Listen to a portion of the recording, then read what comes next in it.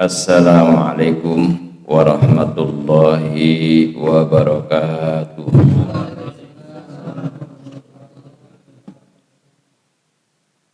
Bismillahirrahmanirrahim.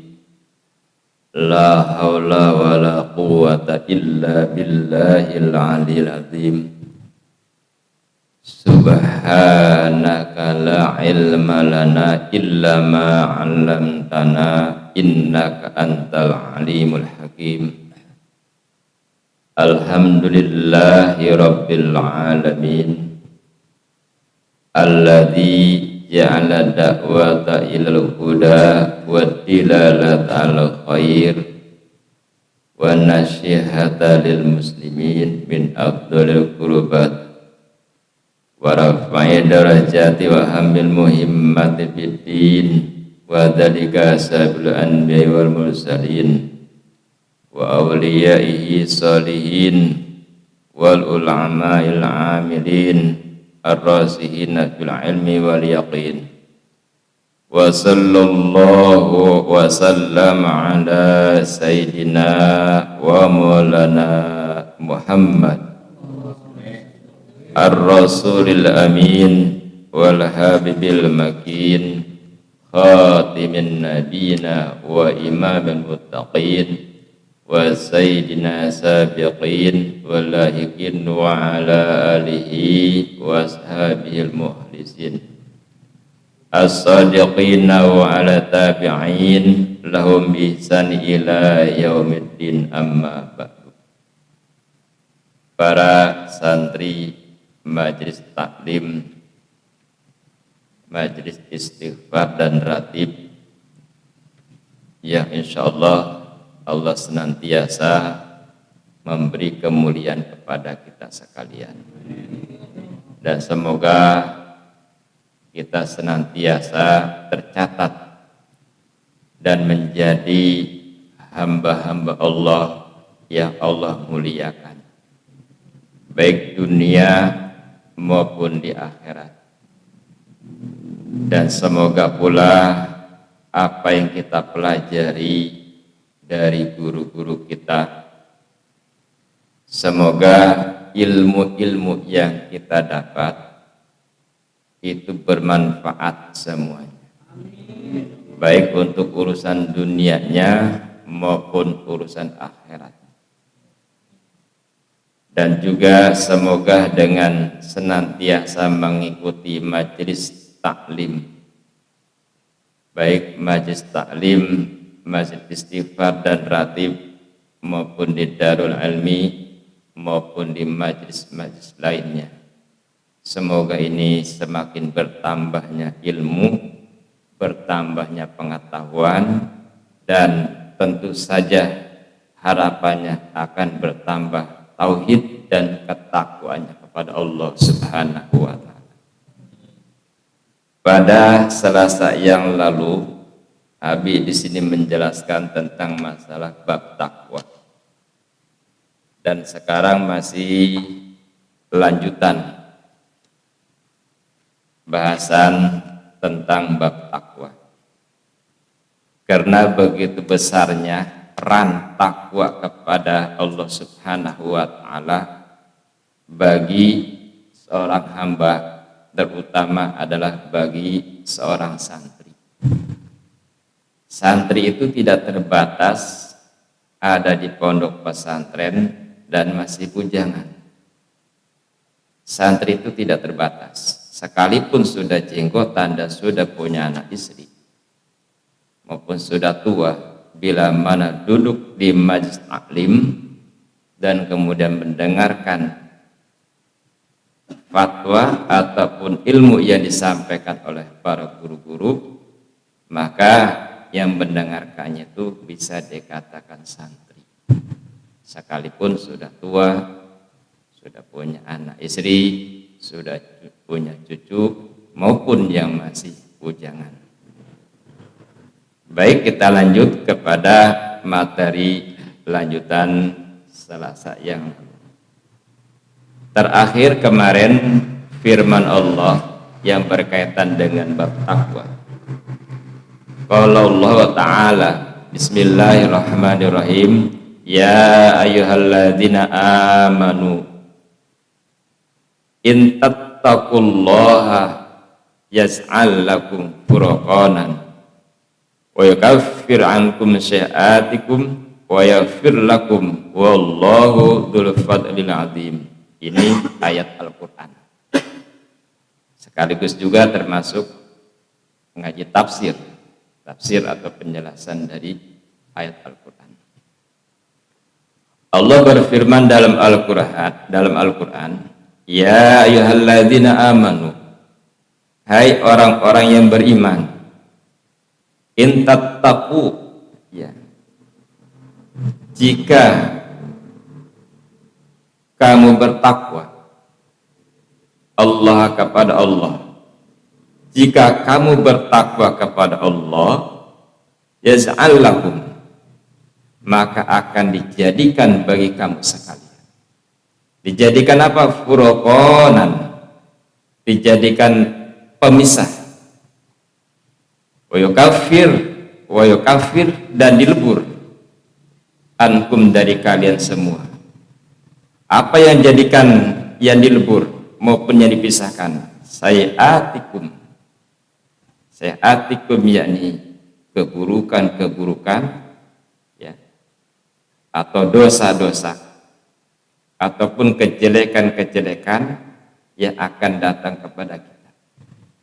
Intinya sesuatu menimbulkan suatu keburukan, sesuatu yang akan mendatangkan kejelekan, baik hal itu akan madarat kepada urusan agamanya maupun urusan dunianya maupun urusan keluarganya, itu furqanan, Allah pisahkan, Allah jauhkan. Wa yukaffir, dan Allah lebur, Allah bebaskan, Allah lebur segala keburukan tersebut yang akan mendatangi kita. Dari sebab apa? Dari sebab ketakwaan kita kepada Allah Subhanahu wa ta'ala.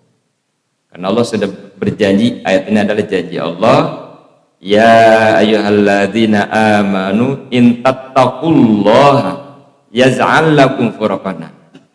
Ya. In tattaqullaha, jika kamu bertakwa kepada Allah, maka Allah akan menjadikan bagi kamu furqanan, pemisah, wa yukaffir, dan pelebur ankum, dari kalian semua, sayyi'atikum, segala keburukan kamu, segala kejelekan kamu, wa yaghfir lakum, dan Allah mengampuni kamu sekalian. Wallahu, dan Allah adalah dzul fadlil azim, yang mempunyai karunia yang sangat besar. Insyaallah, ya, Allah mempunyai karunia yang sangat besar. Maka dengan fadilah keutamaan takwa yang serasa yang lalu habis sampaikan, ini disampaikan kembali, masih ada lanjutannya, supaya apa? Nanti bekal kita ke sana ketika menghadapi pelajaran-pelajaran yang akan datang sudah mempunyai bekal, itu takwa. Karena sebaik-baik bekal adalah takwa. Seorang apabila sudah mempunyai pengertian yang luas, ilmu yang luas, pengalaman yang luas, tapi kalau takwanya tidak diterapkan, itu juga tidak akan bermanfaat. Wa min dzalika an-najatu minan nar, dan di antara, ya, kebaikan-kebaikan atau fadilah dari takwa, an-najatu minan nar, yakni akan selamat dari neraka. Fadilah takwa lagi, di antaranya akan selamat dari neraka, minan nar, dari neraka. Qala Allah Ta'ala, berfirman Allah Ta'ala, wa in minkum illa wariduha kana ala rabbika hatman maqdiyya summa nunjil ladina taqaw. Kemudian Allah menyelamatkan orang-orang yang bertakwa. Orang-orang yang bertakwa itu akan Allah selamatkan. Penyelamatan Allah ini bermacam-macam, selamat imannya. Sebab banyak orang yang alim, yang ngerti agama, mereka tidak selamat dari imannya. Mereka tidak selamat dari akidahnya. Bisa saja mereka celaka di dunianya maupun di akhirat. Celaka di dunianya, ilmunya tidak manfaat. Apa yang mereka dapatkan selama ini tidak manfaat. Yang ada adalah kecenderungan mengikuti hawa nafsu. Hawa nafsu ini timbul daripada keserakahan maupun daripada kesalahpahaman yang mereka pahami. Maka sebaik-baik bekal dan pegangan pada saat-saat kita menghadapi apapun adalah takwa. Karena jelas takwa ini Allah akan menyelamatkan. Summa nunjil ladzina taqaw. Maka kemudian Allah akan menyelamatkan orang-orang yang bertakwa. Wa qala, dan berkata Allah, wa yunazzillahu alladzina taqaw bima fazatihim la yamassuhu musuh ya walahum yahzanun. Dan berkata dalam firman Allah, ya, wa yunazzillahu, dan Allah akan menyelamatkan. Menyelamatkan siapa? Alladzina taqaw, orang-orang yang bertakwa. Jadi orang bertakwa itu benar-benar menjadi prioritas, akan diperhatikan 24 jam oleh Allah. 24 jam oleh Allah. Setiap detik, setiap saat Allah nggak akan lepas daripada orang-orang takwa. Maka kalau kita ingin selalu ada dalam naungan, dalam lindungan Allah, dalam penjagaan Allah, ya tadi sifat takwanya itu diterapkan. Maka ketika kita bertakwa, di mana kita bertakwa, disitulah Allah akan menyelamatkan perjalanan kita, langkah kita, semuanya akan Allah jaga. Bima fazatihim, ya. Orang yang bertakwa itu akan Allah selamatkan.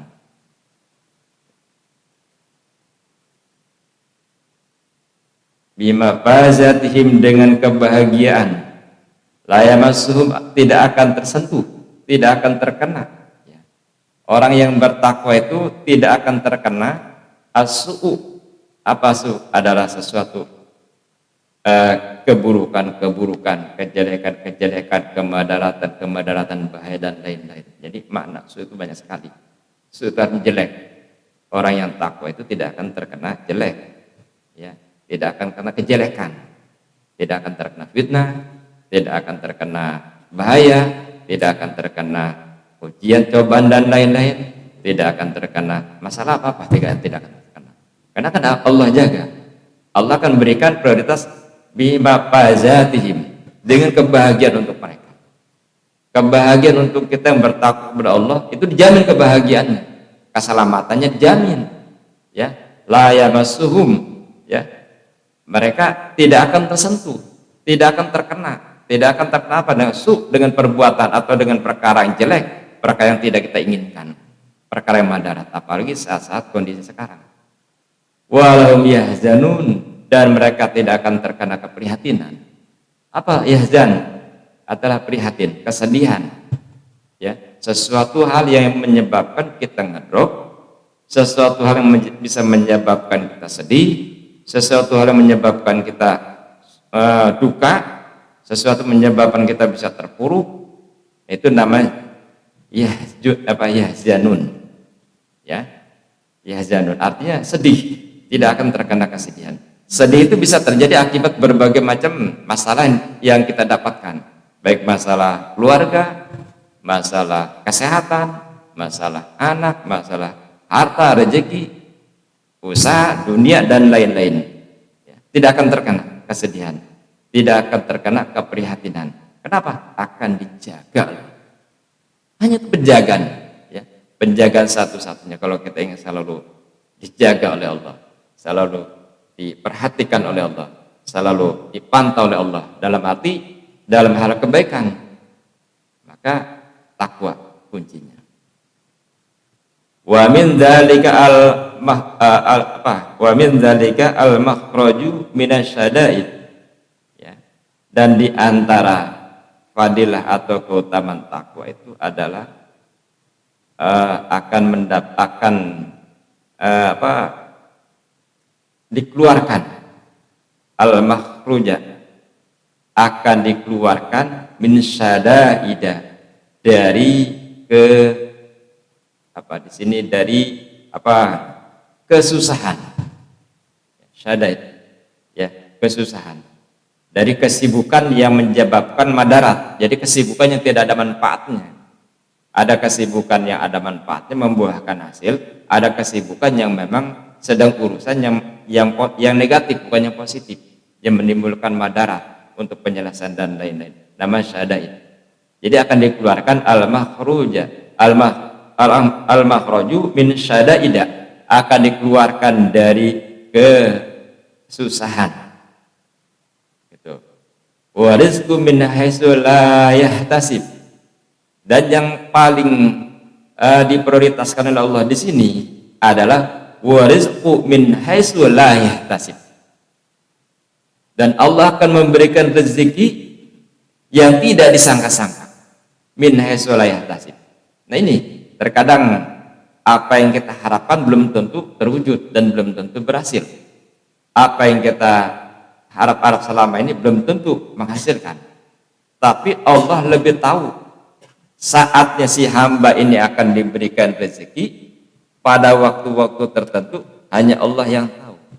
Kenapa ketika kita berdoa siang dan malam belum juga dikabul? Ketika kita minta rezeki, ketika kita minta sesuatu yang kita inginkan karena kebutuhan kita, masih terus berdoa, masih terus berzikir, masih terus bermunajat, sebulan, 2 bulan, setahun, 2 tahun belum juga dikabul. Nah, kita masyarakat biasa, orang awam. Nabi aja sampai 40 tahun para nabi berdoa kepada Allah baru dikabulkan. Seperti itu.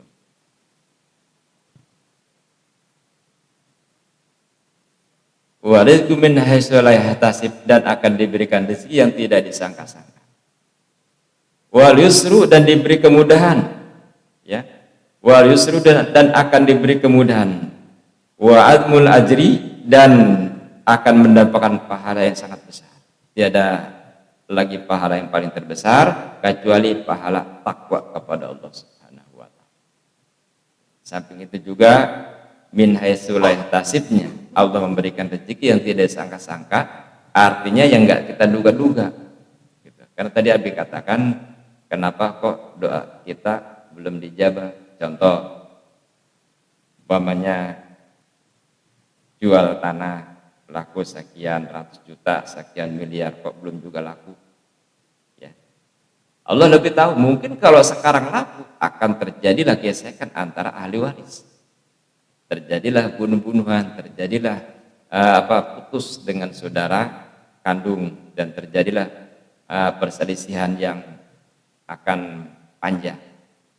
Maka hal tersebut akhirnya Allah tidak izinkan, tidak laku tanah tersebut. Nunggu sampai keluarga tersebut sudah kondusif, sudah tenang, sudah bisa ngatur nafsunya, sudah bisa ngatur keinginannya, barulah tiba-tiba ada yang bayar. Nah, itu. Jadi sesuatu yang kita mohonkan belum terijabah, kita jangan khawatir. Gak usah khawatir, kita ada doa kita belum dikabuli Allah. Saya belum punya anak, udah puluhan tahun, udah belasan tahun, pengen ya Allah saya punya anak. Allah lebih tahu. Mungkin kalau saat begitu menjadi pengantin baru 6 bulan, 10 bulan sudah hamil, kemudian lahir, kita nggak tahu bayi kita akan jadi apa. Apa anak kita nanti jadi ulama, apa jadi garom, kan nggak tahu. Hanya Allah yang tahu. Apa nanti anak kita begitu lahir ngerepotin kita, masuk rumah sakit, keluar rumah sakit, masuk rumah sakit, keluar rumah sakit, gak berhenti. Udah peot, bocah, udah kurus, udah macam-macam. Akhirnya kan tadinya orang tuanya, kedua-duanya ibadahnya khusyuk, ibadahnya istiqomah, ketika ada lahir bayi jadi sibuk ngurusin bayi, pusing dan lain-lain. Karena kita ingin punya anak, ya seperti itu. Maka ketika kita doa belum diijabah oleh Allah, harus berpikir positif, jangan berpikir negatif. Apalagi kalau kita sampai putus asa. Kalau gini Allah nggak adil, itu udah murtad. Ya, siapapun yang mengatakan Allah itu tidak adil udah murtad. Karena benar ngomong Allah tidak adil, dia aja tidak adil. Allah nyuruh sholat kagak, orang Allah nyuruh puasa kagak, nyuruh zakat kagak, adil nggak adil manusianya. Masa balikin ke Allah? Itu udah murtad, harus bersyahadat ketika mengatakan Allah itu tidak adil. Dengan menyadari dari sisi positifnya apa yang kita dapatkan, apa yang kita mohonkan belum juga terkabul. Nah, di situ tadi hikmahnya. Bisa saja nanti anak kita, bibit yang nanti akan jadi anak ini kurang baik barangkali. Mungkin dulunya kita lagi bujangannya banyak makan barang haram, ya, banyak makan subhat, kan akan jadi darah, jadi daging, dan jadi sperma yang akan menjadi bahan bibit anak. Gitu. Mungkin itu Allah habiskan dulu, biarkan dulu berhubungan namanya sini sekian tahun umpamanya. Dan mungkin juga karena Allah tahu, mungkin yang sekarang ini bahannya akan menjadi orang tidak benar sudah dewasanya, akan ngerepotin orang tuanya, makanya oleh Allah ditunda dulu. Ya, Nabi Zakaria aja sampai usia berapa tahun punya anak? 84 tahun kalau nggak salah. Itu 40 tahun berdoa terus nggak berhenti pengen punya anak. Baru diijabah oleh Allah. Ya, para nabi-nabi aja nggak ada yang terdahulu. Ya, Nabi Adam alaihissalam aja ketika berdoa 100 tahun baru ketemu sama Siti Hawa. Ya, diturunkan dari surga karena membuat satu kesalahan, hanya sedikit kesalahannya, dan baru kali itu beliau bikin kesalahan selama di surga. Kata Allah, janda katipon kolbi, didekatin pon itu, karena pada waktu itu ada setan masuk ke surga. Loh, kok setan bisa masuk ke surga? Ya, pada waktu itu setan udah diusir, udah nggak boleh di surga. Awalnya paling dulu di surga itu setan, iblis. Itu awalnya diciptakan oleh Allah. Maka ketika Allah menciptakan Adam, itu iblis nggak terima, apalagi suruh sujud, suruh menghormati Nabi Adam, nggak terima. Orang saya paling dulu dijadiin, saya paling dulu nempatin surga, ngapain sujud sama Adam? Ntar dulu, kalau bahasa kita kan gitu. Nah, iblis kayak gitu. Akhirnya Allah murka, usir dari surga, turunkan ke dunia. Ini, setelah diturunkan, itu iblis bersumpah akan menggoda Adam berikut anak cucunya, sehingga mereka bisa menemani nanti di neraka. Nah, iblis kan sudah tidak ada di surga, udah gak bisa ganggu Nabi Adam. Ya, ketika Nabi Adam ingin punya teman oleh Allah, akhirnya dikasih teman lah Siti Hawa. Selanjutnya Allah larang jangan deketin pohon tersebut, ya. Karena tergoda oleh bujuk rayu iblis masuk ke dalam surga, iblis bisa masuk menjelma ular hitam. Makanya ada sunnah kalau ada ular hitam masuk ke dalam rumah, itu sunnah diazankan atau ditarik bahasa kita. Ya, diazankan dulu, udah diazankan, ditarik pakai bahasa kita. Ya. Lu keluar enggak? Kalau lu nggak keluar, berarti lu minta dibunuh, dan jangan salahin gua. Udah ngomong bahasa gua aja nama ulah ini pun nama orang. Kalau dia nggak keluar juga, berarti minta dibunuh, kita nggak salah. Tapi kalau dia keluar, penjelmaan dari jin begitu diazankan, kita azan belum selesai, dia udah keluar. Gitu. Apalagi diomongin, keluar. Kalau kamu masih di sini, kamu keluar dari tempat dari rumah saya, akan saya bunuh, jangan salahkan saya. Keluar dengan sendirinya, berarti itu udah jangan dibunuh, biar kalau ada dalam rumah. Tapi kalau dia tetap diam di rumah, ya udah bunuh aja ular kadut umpamanya. Ya ular kadut pun nggak udah diajanin lagi. Itu ular hitam, ular kobra, ular kadut diajanin dulu. Ular kadut itu mah udah kayak gini, nggak matak juga cuma gatal. Gitu, diajanin dulu rame-rame itu. Ular apa? Ular kadut, ya ular kadut. Gitu. Maksudnya ular hitam itu ular sendok. Ya, ular sendok. Nah itu kadang-kadang jin itu, iblis itu menjelma dalam bentuk ular hitam. bisa masuk ke dalam rumah.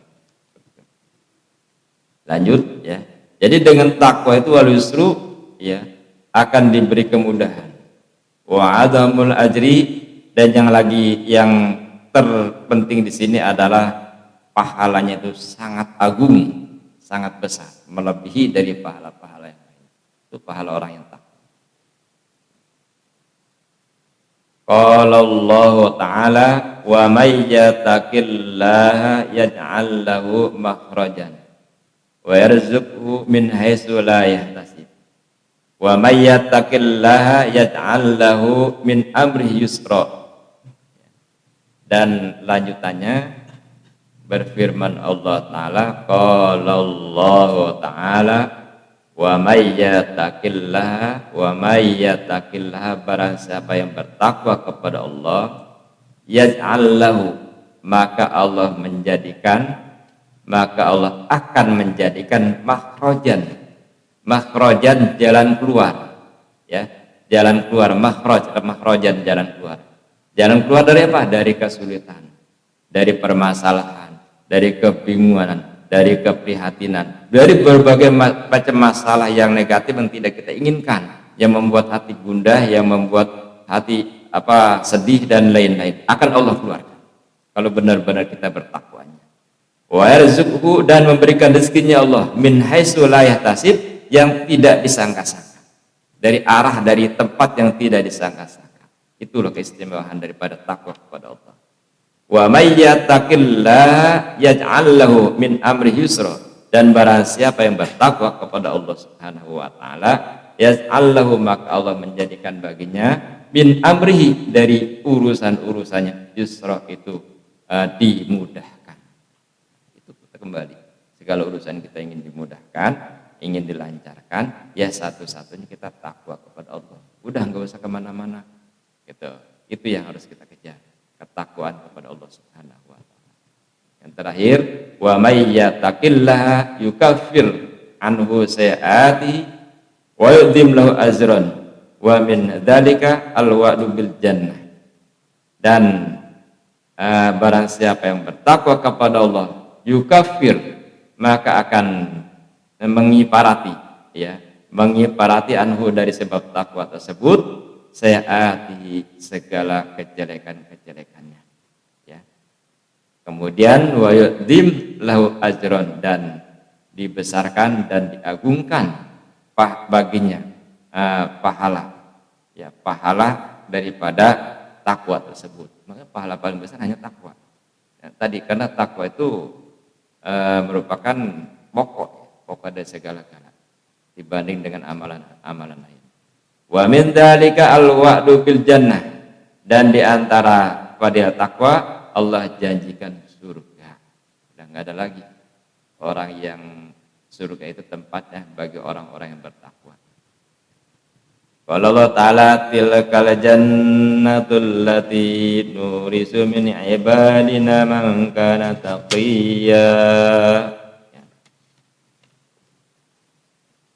Surga adalah surga yang diwariskan